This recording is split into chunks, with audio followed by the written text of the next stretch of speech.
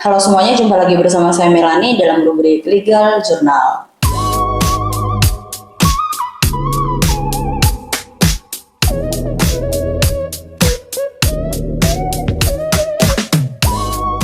Video kali ini saya akan menjelaskan mengenai proses balik nama apabila penjual itu meninggal dunia. Jadi ada yang bertanya, kalau mau balik nama tapi penjual sudah meninggal, prosesnya jadi seperti apa? Alas hak terakhirnya atau dokumen yang dimiliki terakhir oleh si pembeli ini adalah akta jual beli. Di setiap penjelasan video yang saya sampaikan atau yang saya selalu tekankan itu adalah ketika kita melakukan transaksi jual beli, maka pada saat itu juga segera lakukan balik nama. Jadi memang pastikan bahwa pada saat kita ingin membeli sebuah atau sebidang tanah atau rumah, pastikan memang kita sudah memiliki sejumlah uang, bukan hanya uang untuk transaksi jual belinya saja, tetapi juga uang untuk membayar pajak lain-lainnya, dalam hal ini untuk melakukan balik nama. Kenapa? Karena proses balik nama pada saat penjual ini masih hidup dan di dalam transaksi itu kita lakukan pada saat jual beli itu terjadi dalam kurun waktu yang belum lama, maka tidak akan ada masalah. Cenderung masalah yang terjadi pun itu sedikit, tapi biasanya sangat bisa diyakinkan gitu ya 100% bahwa tidak akan ada masalah yang muncul setelah transaksi jual beli itu dilakukan secara sah. Nah, problemnya kan adalah bagaimana kalau ternyata pembeli ini membeli tanah dan pada saat dia ingin melakukan balik nama, ternyata penjualnya ini keburu sudah meninggal dunia.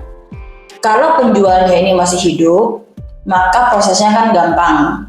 Kita bisa bersama-sama dengan penjual pergi ke pejabat pembuat akta tanah dan kemudian proses jual balik namanya bisa dilakukan. Atau kalau memang di dalam proses itu menunggu waktu 1 tahun dan sudah ada perjanjian sebelumnya dengan penjual, maka pada saat itu akan jauh lebih gampang kita menemukan tempat tinggal penjual untuk datang dan kemudian melakukan transaksi atau melakukan balik nama, proses balik nama. Tetapi kan problemnya adalah ketika penjualnya ini meninggal, maka pembeli harus pulang. Maka pembeli harus tahu bahwa di dalam proses dia melakukan balik nama, dia membutuhkan kehadiran dari seluruh ahli waris. Jadi dalam hal ini pembeli harus berusaha untuk mencari tahu tempat tinggal atau keberadaan dari ahli waris seluruhnya dari pihak si penjual. Biasanya kan pada saat kita melakukan proses balik jual beli yang sah di PPAT, PPAT itu biasanya akan meminta dokumen kartu keluarga. Jadi sebenarnya pada saat itu pembeli bisa meminta data kepada si PPAT terkait dengan kartu keluarga dan untuk mengetahui ahli waris dari si penjual. Setelah mengetahui ahli waris si penjual, baru kemudian pembeli harus mendekati mereka satu persatu untuk menjelaskan kepada mereka bahwa ada proses jual beli yang dilakukan oleh si penjual atau dalam hal ini si pewaris sebelum dia meninggal dunia.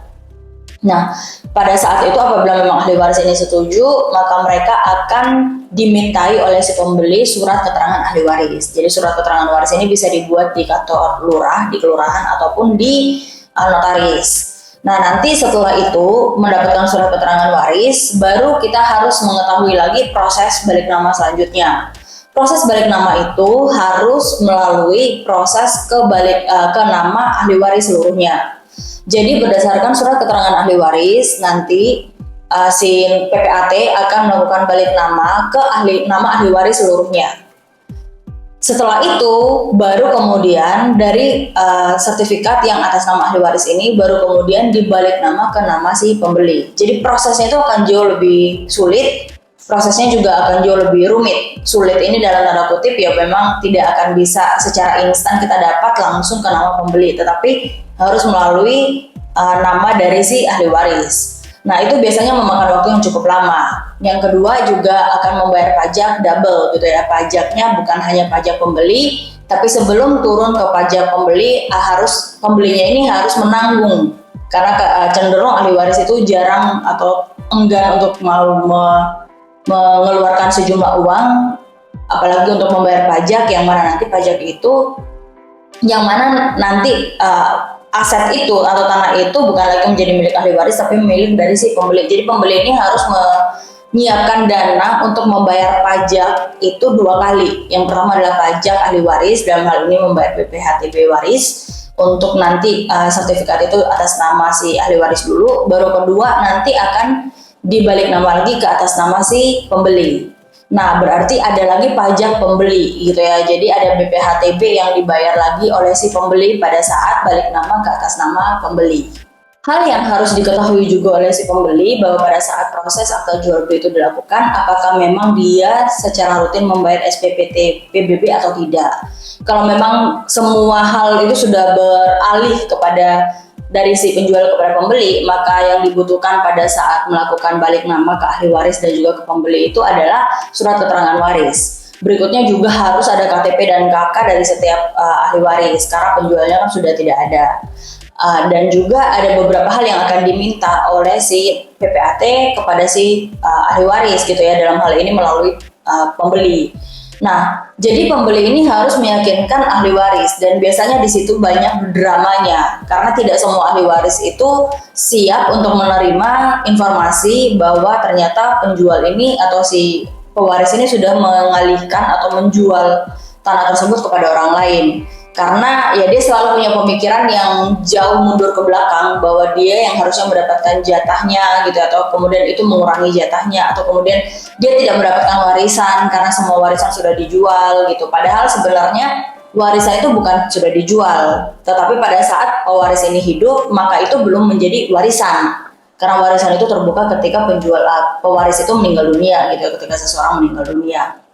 Nah, proses pendekatan inilah yang biasanya memakan waktu cukup lama. Belum lagi kalau ahli waris ini ternyata tinggal di luar kota. Maka si pembeli ini harus meluangkan waktu, meluangkan energi, tenaga, uang gitu untuk pergi dan bertemu dengan si ahli waris dan meminta persetujuan dari mereka. Nah, ternyata kan persetujuan ini saja tidak cukup. Dibutuhkan yang namanya surat keterangan ahli waris. Surat keterangan ahli waris ini dibuat di mana? Surat keterangan ahli waris ini wajib dibuat di tempat si pewaris ini meninggal dunia. Jadi ketika ahli waris ini bersetuju juga untuk melakukan balik nama, tidak bisa ujuk-ujuk dia datang dan kemudian melakukan balik nama, karena seperti yang tadi saya bilang bahwa pembeli ini sebelum dibalik nama ke atas nama pembeli harus dibalik nama ke atas nama seluruh ahli waris, sehingga ahli waris harus datang hadir ke kelurahan untuk membuat surat keterangan ahli waris. Dan kemudian dari surat keterangan ahli waris itu bisa dipakai atau digunakan untuk ke PPAT dan balik nama. Nah, tetapi ada juga yang bertanya gini, bagaimana kalau ternyata saya tidak punya uang untuk membayar jasa PPAT dan ingin balik nama secara mandiri? Apakah bisa? Ya, memang sangat bisa untuk dilakukan. Nah, bagaimana caranya untuk melakukan balik nama secara mandiri? Yang pertama adalah pergi ke kantor BPN, tempat di mana tanah atau rumah itu dibeli.